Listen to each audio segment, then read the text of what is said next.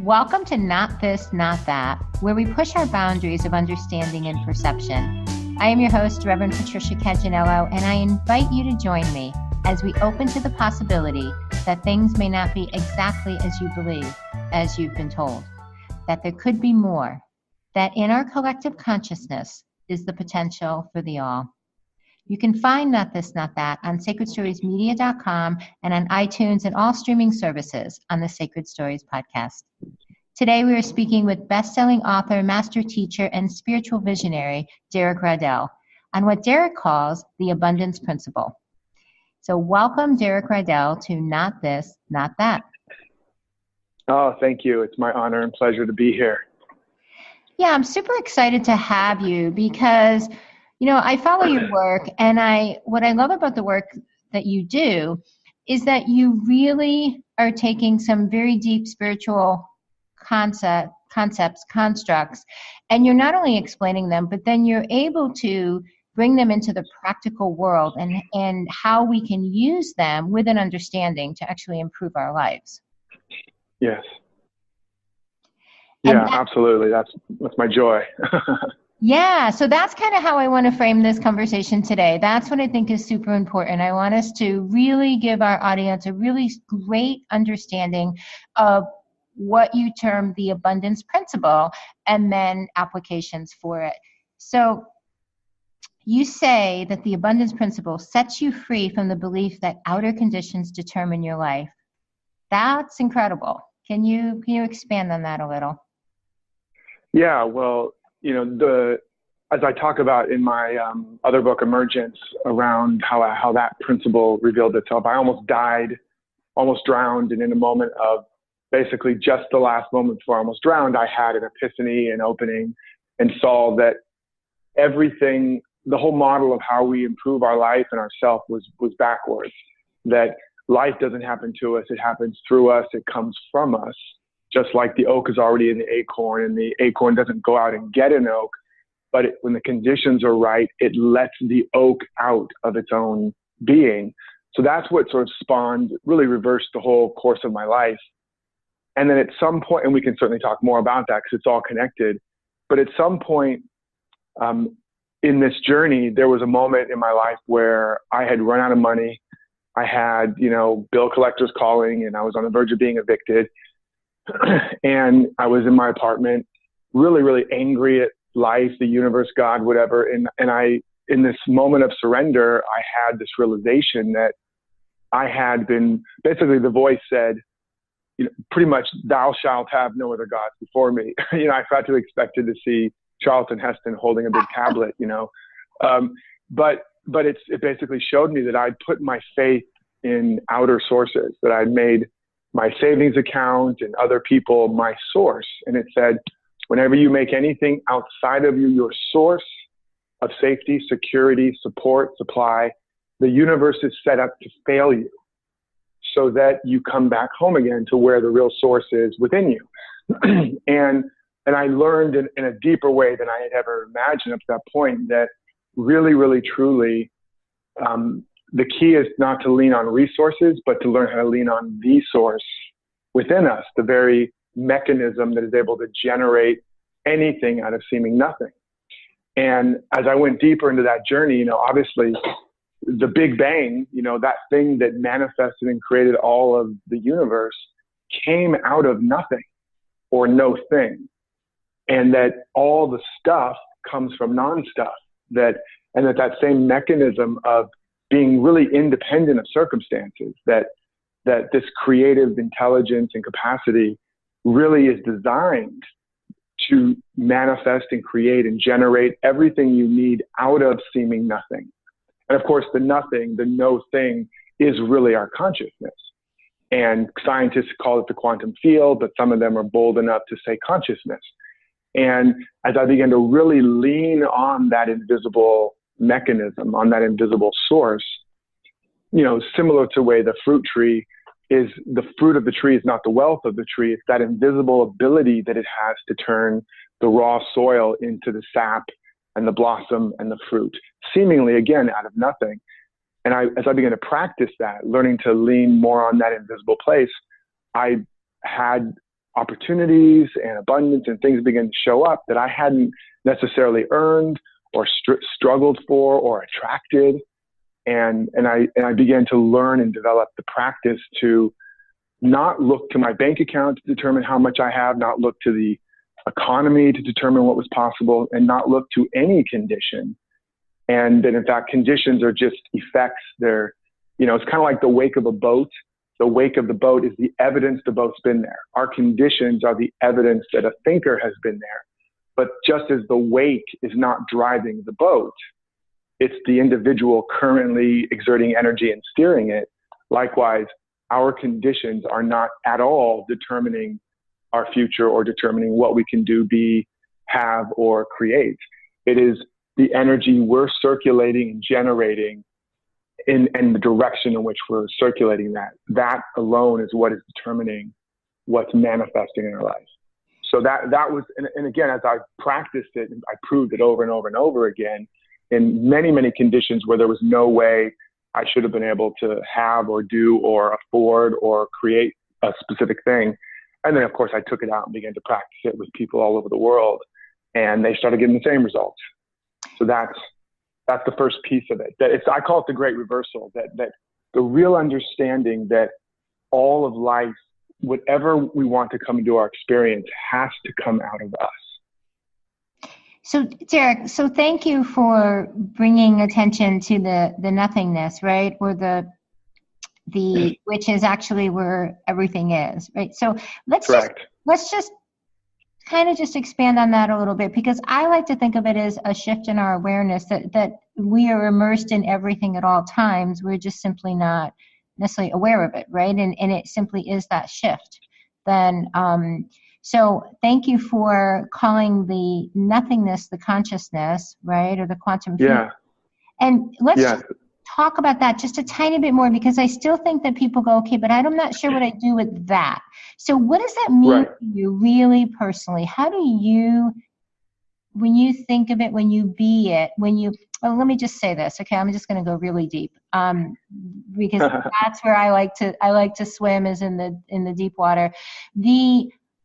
For me, it's the isness. Right? It's not even about this. The doing is gone. The being is actually not even really true. We just are, right? It is. We are. It is. And in there is everything. So yes. Do you agree with that? And how does somebody, that's years of spiritual experience and practice for me to get to the idea of the isness. So simplify that for the rest of us. What really are we talking about? Yeah, well, first of all, let me give another analogy that might help people to kind of grok. I haven't used that word in a while. Sort of what we're, an example that can make this a little less woo-woo, even though I know a lot of your audience is very much into the woo. But right now where we are, we're inundated with broadcasts. We're literally swimming in a sea of signals and broadcasts. But somewhere in there, your favorite music is playing. And if you were to hear it, it would change your state. It would make you want to dance, sing. You'd feel great, whatever. But it's not yet manifest in our experience right here and now, because we're not tuned into that particular frequency. So there's nothing about that isn't scientific. We know there's this invisible signal. And when we are in alignment with it, with the radio receiver, it becomes music. When you tune into that station, it manifests. Or as I like to say, you have a manifestation.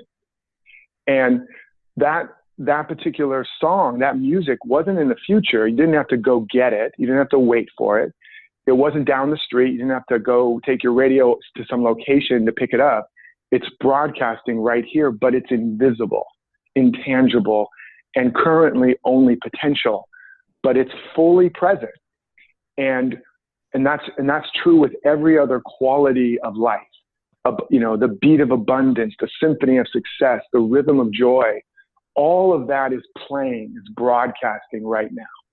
And this is really the esoteric meaning, and not even so esoteric, of Jesus, when they're like, when is heaven going to come? And there's, when is the harvest going to come? And he says, lift up your eyes and behold, the fields are already white under the harvest. And heaven's not going to come. Behold, it's already at hand, but having eyes, you can't see it. Having ears, you can't hear it. So he's saying, You need to learn to discern and develop these other senses, this other capacity to tune into these broadcasts of this divine intelligence. So that's the first piece. It's not in the future. It's not in the past. It's not in the distance. All of it is right here. And to the degree that we're in alignment or attuned to it, that music of our soul becomes manifest in our life. And that's the same idea of, you know, the oak is already in the acorn. It's already there in the genetic code in the field.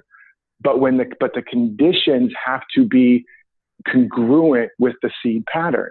The minute the conditions match the pattern, that potential manifests. So we see it everywhere in nature. We see it in the science of radio signal and broadcast.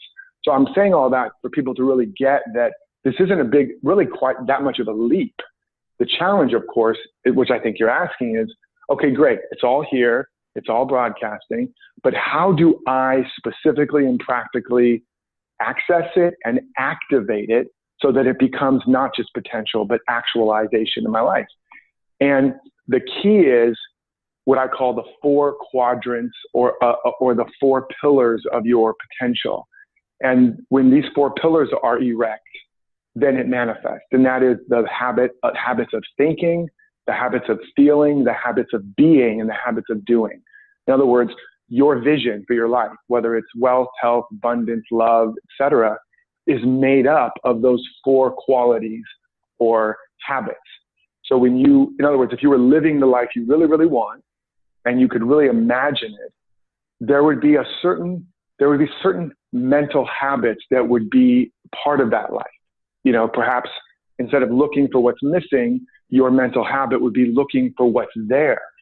Instead of defaulting to the emotional habit of doubt, you might default to the emotional habit of hope or possibility.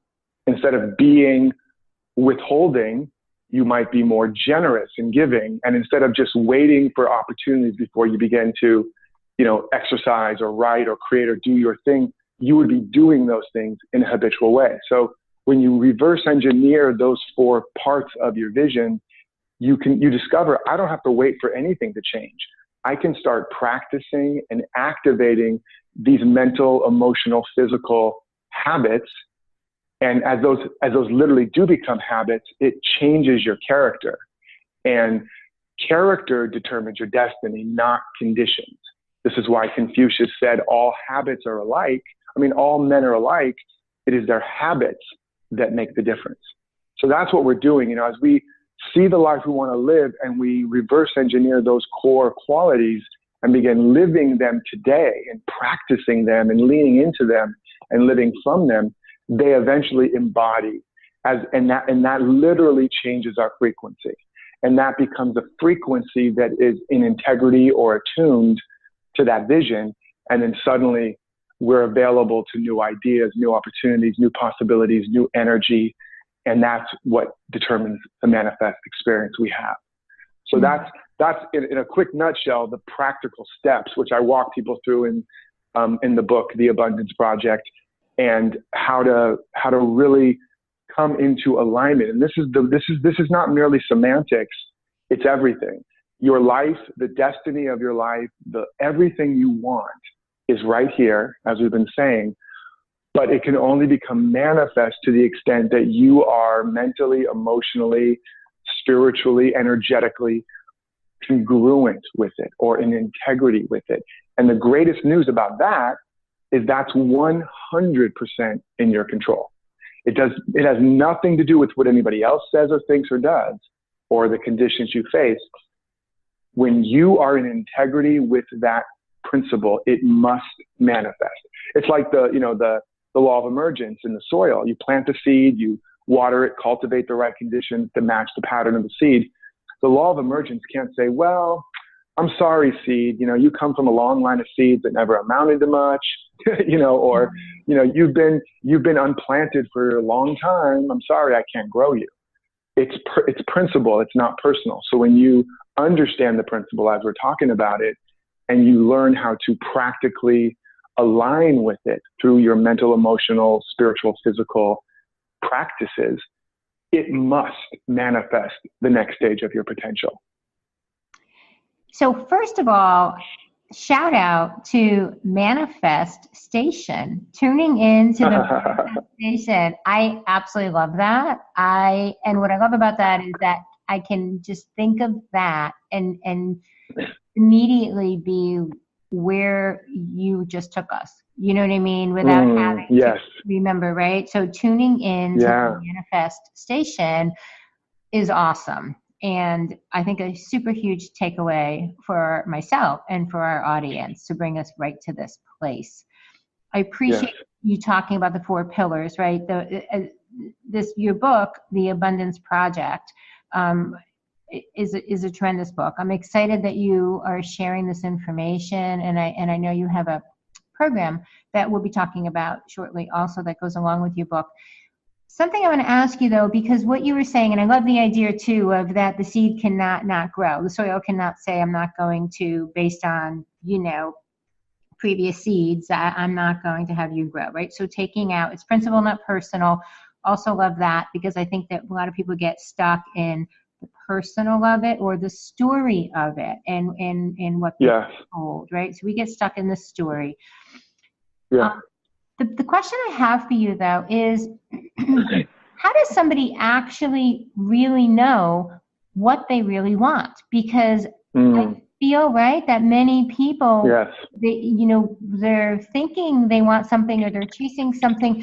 There's the idea of being really in alignment on so many levels. Can you just speak to that a little bit? How do we even get to that?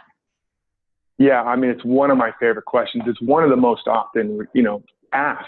How do I know this is my ego or this my spirit or that this is really the right thing amongst all these other choices or blah, blah, blah. And then what that does, it causes people to become immobilized. They're waiting for the answers, waiting for the clues, waiting to feel comfortable. But the truth, here's a couple things. First of all, there are clues to who you really are and what's trying to emerge in you everywhere. They're shouting out to us. When you learn how to read those signs, which I show you how to do, you begin to see, oh, this has been talking to me all along. But one of the most simple ways that it talks to us is in our sincere desires, our true sincere desires, that even our shallow desires actually are still pointing in the direction of something, but our sincere desires are not a sign of what's outside of us that we need to go get. They're a sign of what's already in us trying to get out. It's like when the woman knows she's pregnant and feels the kick of the baby, that's the evidence she has a baby, not the sign that she needs to go get a baby. And obviously, if she acted that way, she would, be taken away by nice men in white jackets and really good upper body strength, because it's like she had gone crazy. I mean, you have a baby. And when we feel the kick of desire, we've been conditioned to believe that's something I don't have and want and have to go now and get. But actually, the word desire comes from a root that means of the sire, of the father, of the creative principle. And so it's really telling us, this is here now. You are pregnant with this. And now, like the pregnant woman, you need to cultivate it, nurture it, nourish it, and prepare the space for it to be born in your life. And those practices I described and some other things are the way you do that. So that's the first thing, your sincere desire. And here's the other piece. When you work with this material, when you work with what's in you, the way I'm describing through the emergence process or law of emergence and the abundance principle, what you're doing, you may start with the desire and your picture of what you think that is. I want $1 million and a beautiful house on a hill, with my beloved partner and 2 kids and a dog, whatever that is. As you visualize it and you feel into it and you extract those 4 pillars that I was talking about, how are you thinking? How are you feeling? Who are you being? And what are you doing in that ideal vision? But you extract that and begin to practice and become that now, not having attachment to the picture. Then that desire and that current picture, even if the picture is wrong, even if the picture is really your projection of peer pressure, parental fantasies, and societal conditioning, which a lot of it is, underneath that, let's say, human aberration of whatever it is actually the spiritual aspiration. It's just being interpreted through filters and perceptions of separation. But it is that, like when you're having a dream and suddenly the phone rings in your dream and you keep trying to answer it and you can't answer it, and then you eventually wake up and realize it was really the alarm going off. In the dream, it was interpreted differently, but behind that interpretation was something real. So the burning desire is absolutely the truth of you trying to emerge, but it often gets misinterpreted in our mind and turned into, all kinds of other stuff. But the good news is when you do the work this way and you're activating the mental habits, the emotional habits, the habits of being and doing, that you can never go wrong with, ever. That is an activation of who you really are and why you're alive. And then as it unfolds, it will clarify or, purify your intention and your vision if, in fact, your vision was not accurate. It's like, a lot of people, they're waiting for everything to get clear. And it's like sitting in your car in the driveway, looking at your GPS going, why won't you give me all the directions and show me exactly everything? But it doesn't start to direct you until you start moving. And if you happen to move in the wrong direction when you're depending on the GPS, it will recalculate and reroute you always towards the right direction. And that's the same thing, this inner GPS, this inner God positioning system or good positioning system. When you do the work spiritually, then you're not attached to the specific picture, then you can never go wrong. And again, that picture will evolve as you get more and more tuned in. So that takes away the question of what if this is the right thing or the wrong thing? Don't worry about it. Go with your deepest desire, go with your best guess, and get going. Start practicing the mental, emotional, physical, spiritual habits of that vision and becoming that person. And you that is money in the bank. You cannot fail. So Derek, is there an ask involved here? Many people say that we're supposed to ask or let the universe know what we desire. Yes. So are we really asking, or is it simply a matter of getting clarity, like you said, on getting on track and then starting? But speak to the question of asking and or what people will think of as permission that somehow we need. Totally, and this is a great question. So there's the channels of your being, and in the book I talk about the 7 gifts that give you everything, or the 7 wealth activators. And these are essentially 7 core channels that you have to start circulating energy through: giving away, giving up, giving in, giving thanks, giving to yourself, forgiveness. These are core channels, and when you practice them, you create massive circulation of energy in your life. And the volume and velocity, or quantity and quality of circulation, equals abundance. Circulation is the key word. Everything in life, every system only can work if it's circulating. And the greater circulation, the greater life, the greater growth, the greater abundance of life. The less circulation, you have stagnation, less manifestation, etc. So that's within our control to become massive master circulators of this energy. But then there's the channels of the world also, because remember, all of life has to come through you, not to you. So even when somebody's giving you something, what your abundance is coming from someone or something seemingly outside of you, it's not really coming from them, it's coming through them. It's actually coming from you, but through them as the channel. Your consciousness is the source, they're just the channel. And there's so much more we could talk about around the implications of that. But the key here is that often or sometimes you have to ask the seek, knock, and ask principle. Seek and you shall find, knock and the door will be open, ask and you will be given, is the principle, is the mechanism by which you open up all the channels of the world. Seek, knock, and ask. That's the activation or the opening. So you're circulating your consciousness, your energy, your abundance, but then sometimes you have to ask to open the channel, the channels of the world. And I use this analogy. You go to a party and and it's the most amazing party. And you look in the window standing at the front door, and all this abundance and love and joy and play. And you're like, God, why won't they let me in? Why can't I be part of that?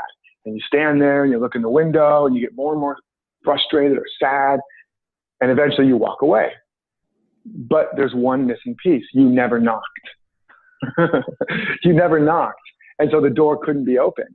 And there's a reason, if we want to go a little deeper, to understand why these principles are in place. You might say, well, why does God or life make it so hard? Why do I have to activate my channels and circulate?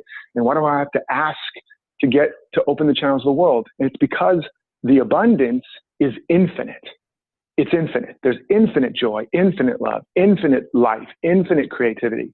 And if all of that infinity was just bam, circulating, or bam, here, first of all, it would completely it would destroy your entire mental, emotional, physical circuitry. You're not capable of handling it. It's like 1 trillion watts going into a 100-watt light bulb. So there has to be a mechanism by which progressively you can allow it to flow and circulate and embody, and then you can turn the valve off or down when it becomes too much, or you haven't yet stabilized that structure, and then turn it back on again. So it's the progressive way this infinite life and infinite potential unfolds through us and around us. Otherwise, like I said, everything would be here at once. It would destroy all form, and you would have no experience of it. Kind of like if you have a camera and you open the aperture and just keep it open, you will never get a picture. You'll just get white. But so the aperture opens up for a millisecond, just lets in a sliver of the light, just enough to capture a perception of the landscape. And that perception becomes a projection, otherwise known as the picture. So there's perfection, which is the infinite landscape and light. There's the perception, which is our relative moment experience of it, how much we're letting in. And then there's the projection, which is the manifest experience. So there has to be that mechanism. Otherwise, as I said, you'd have everything all at once and therefore have nothing. You'd have no experience. And that's why we have to ask, and we have to consciously choose to open up and circulate this energy, because that's the way we allow it to unfold step by step. So Derek Rydall, I'm a huge fan. I am very excited about your upcoming program, Awakened Wealth, and I can't wait to dive even deeper into your book, The Abundance Project. But I need to ask you something really super important now. And sure. So, I feel like you've been giving to us, the keys to the kingdom, as they say, right? Really, really explaining it in a way that it is incredibly empowering and motivating, and you kind of want to go out and just manifest everything.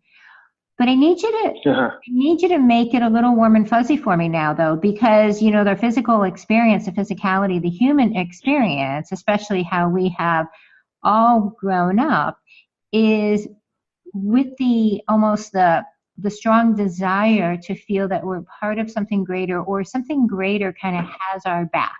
You know what I'm saying, right? That idea of community, that idea of we're taken care of. Do you know what I mean? Right? And so where's the emotional, where's our emotional body in this? Where it makes us feel good and feel loved and feel like, is that really real, or is it really at the level of the manifestation you're speaking about? No, I mean, my experience, my belief, and my direct experience is that fundamentally all there is this loving, all-embracing, all-giving presence. I've had some very profound experiences where all of a sudden I had this impulse to just give away everything, to give all of me to the world unconditionally, without conditions at all. And it was so intense, I literally had to tell my family, can you keep an eye on me and make sure I don't give away everything? And then it happened again. And in the second time, I had the clarity and the realization of what it was. I was feeling the way life feels all the time. I was experiencing life directly. And life, or whether you call it life or God or higher power, whatever, because it has everything and is everything, The only thing that it has to live for, its only goal, its only purpose is to shine and share and give and express. And that's why in the Bible it says it is the Father's good pleasure to give you the kingdom. That's all that this presence can do. It has no withholding in it. It's impossible. So that is the energy of pure and perfect love. Like, God's rain falls on the just and the unjust. The sun shines on the saint and the sinner. God is no respecter of persons. It's saying this presence is, it's in one sense, it's impersonal, meaning it doesn't know you as a person. It knows you as itself. And it loves you unconditionally and wants for you the fullest, greatest, grandest expression of itself. That is the will of God. That is the meaning of life. Simply for the ever greater, expanded, upwardly spiraling expression of good. Period, full stop. There is no other activity, no other law, no other principle, no other agenda, but the ever expression of life. Glory to greater glory, world without end. So when you really feel into that and get that, you're not just loved, you are loved as if you are the only thing that exists. You're not just supported, you are supported as if you are the most important project to the universe. You aren't just funded and supplied, all of infinity is on your side. All of infinity is your silent partner in every endeavor. And so what I'm saying is truth, but in order to begin to really feel it and then experience it, you have to actually want that connection more than you want to control or manipulate your conditions. That's a tough one. But when your prayer and your intention becomes, and I invite everybody to make this their prayer, I call it the prayer of awakening, more than I want to change, fix, heal, control, or manipulate anyone or anything. I want to know the truth that makes me free. I want to feel my connection with divine reality.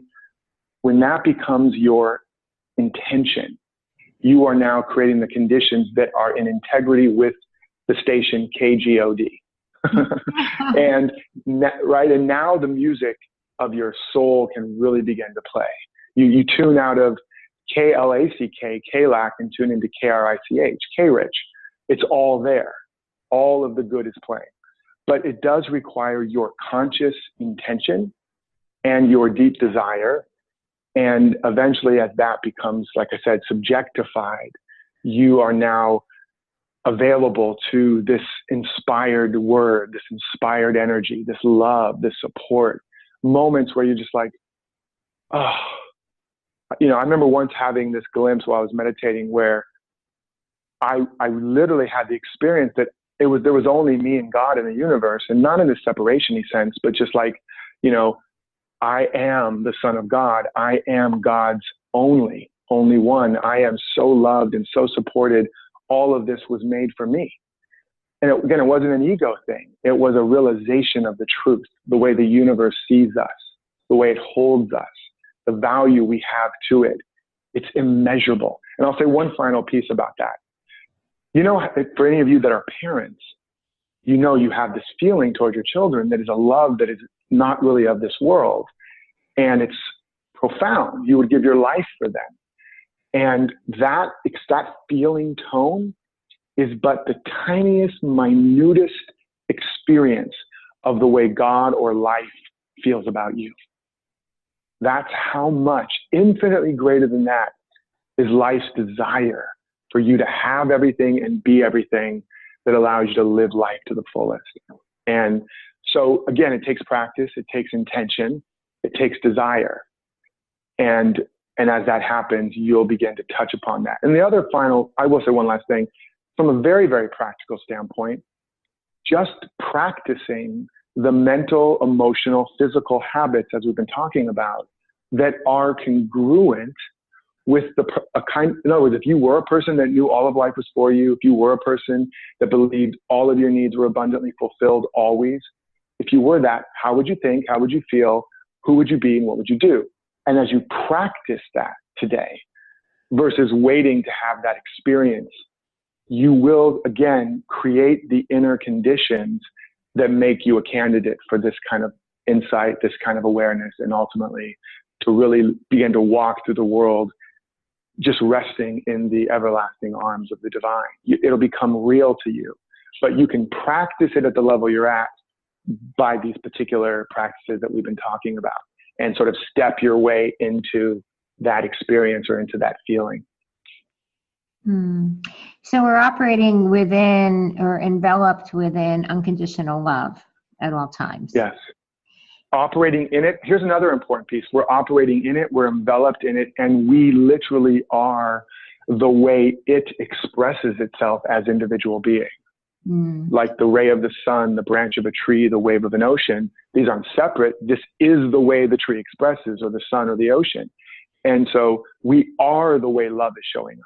Right now, all love, all power, all joy, all abundance is within us and is us.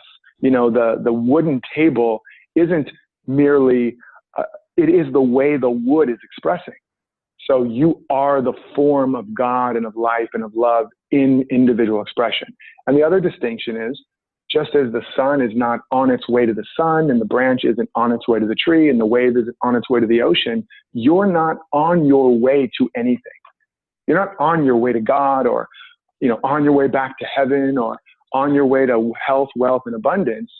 You're literally coming from it. And that's critical. That's the key. You are, the starting point is love and abundance and fulfillment and enlightenment. That's actually where you're starting. And to the extent that you can embody that belief and that feeling, to that extent, you'll be in the overflow. You know, that is the have consciousness versus the not have consciousness. So the idea, I just want to say this because so many beautiful things you've said today that I am taking away, and I know our audience is also, but just to go back very quickly to the idea of your experience with God and feeling that you were the only being with God, or the only son of God. It brought to mind, being raised as a Roman Catholic, and God gave his only son, right? So they mean, right. He wanted to quote the Bible. And I always Exactly. was raised thinking, like, what do you mean the only son? Aren't I a daughter? Or exactly. Right? So yeah. You've just totally blown that out of the water. That the reference to the only son is not that Jesus was the only son, but that we all are. There only is. Correct. Right? There is only one. There's only one son or daughter, or whatever you want to call it. It's saying that God gave, it's expressed itself as individual being, or individual consciousness. It's, you know, so yeah, God begot but one son, and God is forever begetting the begotten. It's forever re-expressing itself as individual being. Kind of like, you know, like in your mind, you have a variety of self roles. Like, I'm a mother, I'm a father, I'm a student, I'm a teacher, I'm a lover, I'm a fighter, I'm a artist, right? We have these, so one person could have, you know, multiple self roles or concepts. Now, just imagine that as the mind of God. In the mind of God, it knows itself as infinite roles. And those infinite roles, we are all one of them. But, you know, just as in our own mind, when I'm expressing all of me as teacher, it's not a separate person or being. It's all of me, but as teacher.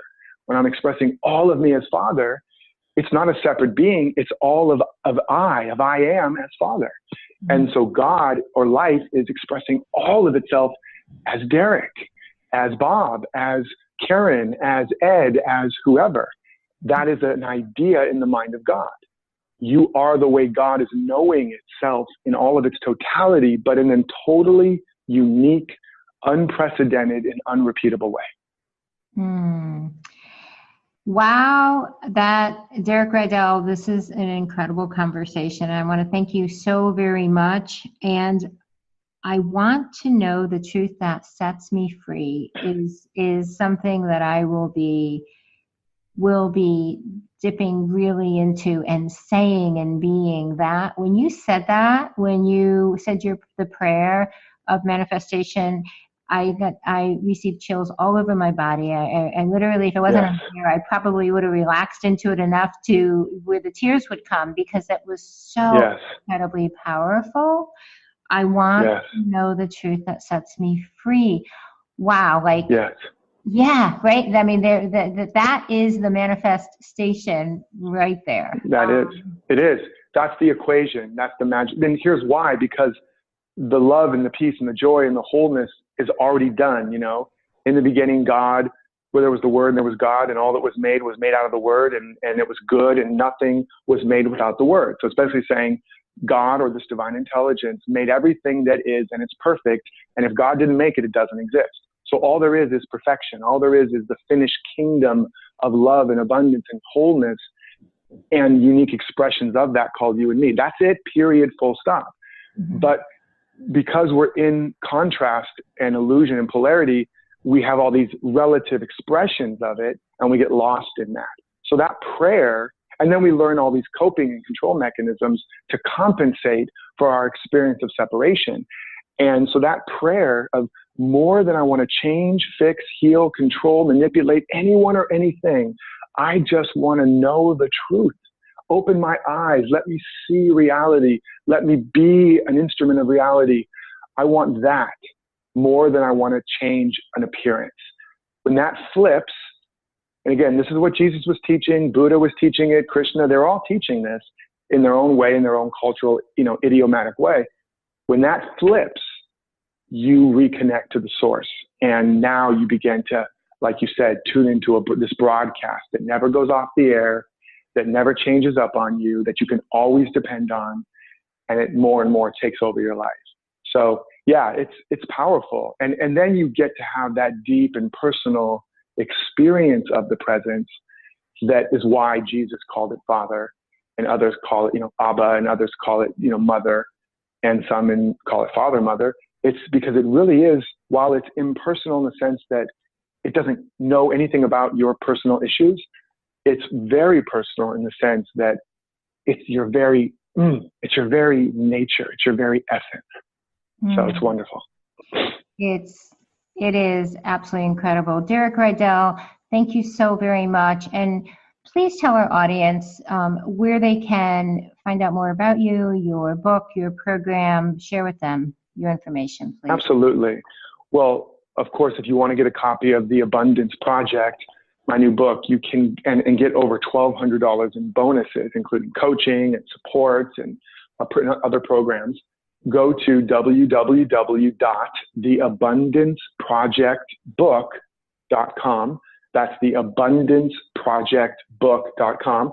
You can also check out my podcast of the same name, The Abundance Project, or my other podcast, Emergence, to really dive into the deeper underlying, principles we've been talking about. And of course, if you want any more information, you can always go to my website, DerekRydall.com, and get other free goodies there. Thank you very much. Derek Rydall, it's been an absolute pleasure having you on the show. Oh, likewise. Thank you so much for taking us to those deeper places. And I can really feel the presence and the activation of it. And I hope everybody else is beginning to feel it too. Oh, absolutely. I do. So thank you. And I want to thank our audience for listening. I am your host, Rev Patricia Cagganello, and you have been listening to Not This, Not That.